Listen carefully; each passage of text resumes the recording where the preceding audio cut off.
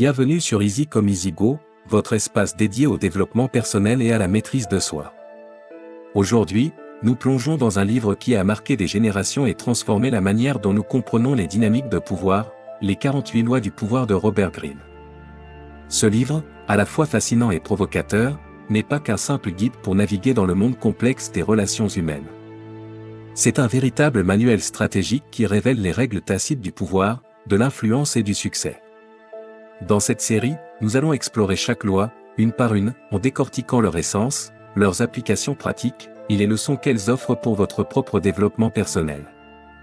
Je vous promets des exemples concrets, des anecdotes historiques captivantes, et des clés pour intégrer ces lois dans votre vie, de manière éthique et intelligente.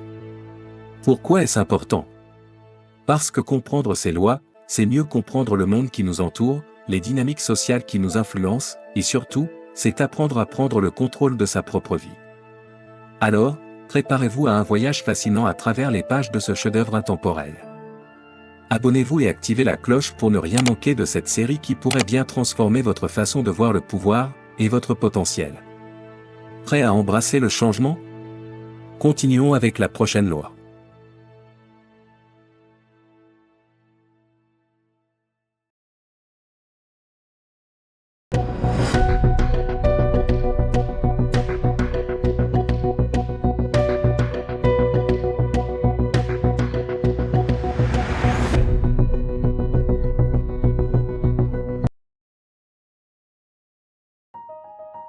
Salut à tous. Aujourd'hui, on plonge dans la loi 5 des 48 lois du pouvoir de Robert Greene. Protégez votre réputation comme la prunelle de vos yeux. Pourquoi? Parce que votre réputation est votre bouclier, elle peut vous élever ou vous détruire en un instant. On va explorer ce principe avec des exemples marquants qui illustrent son pouvoir. Principe de la loi. La réputation, votre armure invisible. La réputation, c'est comme une épée à double tranchant. Elle vous précède, parle pour vous, et influence la perception des autres, avant même que vous n'ayez à agir. Une réputation solide peut vous élever au sommet, mais une réputation entachée peut vous précipiter dans l'abîme. Ainsi, il est crucial de la cultiver, de la protéger et, si nécessaire, d'attaquer celle de vos adversaires pour les affaiblir. La réputation, c'est la pierre angulaire du pouvoir. Voyons quelques exemples. Exemple 1, Zhuge Liang et la stratégie des portes ouvertes. Zhuge Liang, surnommé « le dragon endormi », était un génie stratégique chinois. Lorsqu'une armée de 150 000 hommes menée par Sima Yi menaçait sa petite garnison, Zhuge Liang n'a pas paniqué. Il a joué sur sa réputation. Il a ouvert les portes de la ville, s'est assis en haut des remparts, et a joué du luth comme si tout était sous contrôle. Sima Yi, bien qu'en supériorité numérique, a hésité. Pourquoi? Parce qu'il savait que Zhuge Liang jouissait d'une réputation d'homme rusé, capable de pièges inimaginables. Par peur de tomber dans une embuscade, il a ordonné une retraite immédiate. Zhuge Liang a ainsi sauvé sa vie sans tirer une seule flèche. Moralité, une réputation bien construite peut être plus puissante qu'une armée. Leçon, une réputation bien établie peut semer la peur et la confusion chez vos adversaires. Ici, Zhuge Liang n'a pas eu besoin de combattre physiquement, sa réputation de stratège a suffi à provoquer la retraite de l'armée de Sima Yi. Conseil, cultivez une réputation qui inspire le respect ou la crainte. Dans les moments critiques, elle peut devenir votre meilleure arme. Exemple 2, P.T. Barnum et sa guerre de réputation. Passons maintenant à l'Amérique du 19e siècle avec P.T. Barnum, le roi du spectacle.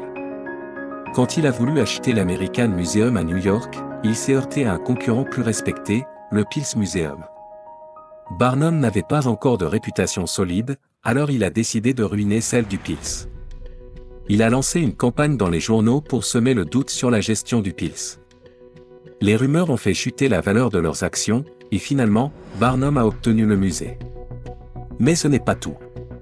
Quand le Pils a tenté de se défendre en proposant des spectacles scientifiques, Barnum a organisé des parodies hilarantes pour les ridiculiser. Résultat, le Pils a perdu toute crédibilité, tandis que Barnum s'est imposé comme un maître du divertissement. Leçon, le doute est une arme puissante. Une fois semé, il est difficile à dissiper. Barnum a su utiliser la calomnie et la moquerie pour détourner l'attention de ses propres faiblesses et affaiblir ses adversaires. Conseil, si vous êtes dans une position de faiblesse, attaquez subtilement. Insinuez des doutes plutôt que de lancer des accusations directes. Cela mettra vos ennemis sur la défensive. Plein d'autres exemples historiques nous ont illustré l'importance de la réputation dans les jeux de pouvoir. Mizixia, connu pour sa loyauté et son raffinement, jouissait d'une réputation solide qui le protégeait même en cas de faux pas, mais lorsque des courtisans jaloux ternirent son image, ses actions furent perçues négativement, soulignant qu'une bonne réputation est essentielle et difficile à restaurer une fois endommagée. De même, Thomas Edison, en tentant de discréditer Nikola Tesla par des méthodes brutales comme l'utilisation d'une chaise électrique pour prouver la dangerosité du courant alternatif, vit sa propre image ternie par cette campagne maladroite. Ces exemples montrent qu'une réputation peut vous protéger ou vous détruire selon la perception qu'en ont les autres. Il est donc crucial de la protéger à tout prix, de manière intelligente et subtile, en évitant des attaques qui pourraient se retourner contre vous. Les clés pour protéger votre réputation. Cultivez une image forte et cohérente, soyez connu pour une qualité unique, que ce soit votre intelligence, votre honnêteté ou votre charisme. Comme Erwin Rommel, surnommé « le renard du désert », qui inspirait la crainte par sa réputation de stratège. Anticipez les attaques, ne laissez jamais une calomnie prendre racine. Soyez prêt à agir, mais restez calme et stratégique. Si vous montrez de la panique, vous perdez. Ne sous-estimez pas l'apparence, les gens jugent d'abord sur ce qu'ils voient. Une erreur d'apparence ou de comportement peut briser des années d'efforts. Attaquez avec prudence, si vous choisissez de ruiner la réputation de quelqu'un, faites-le intelligemment, comme Barnum. Évitez les attaques directes, l'humour et le doute sont vos meilleurs alliés. Un dernier conseil ? Votre réputation est votre carte de visite dans toutes les sphères de la vie, qu'il s'agisse de carrière, de relations ou de pouvoir. Construisez-la sur des bases solides et protégez-la comme un trésor. Si quelqu'un tente de vous atteindre, souvenez-vous, ce n'est pas ce qu'ils disent de vous qui compte, mais ce que les autres croient. C'est tout pour la loi 5. Dites-nous dans les commentaires, quelle réputation voulez-vous cultiver, et comment allez-vous la protéger? Et surtout, abonnez-vous pour d'autres lois puissantes et des anecdotes inspirantes. À bientôt!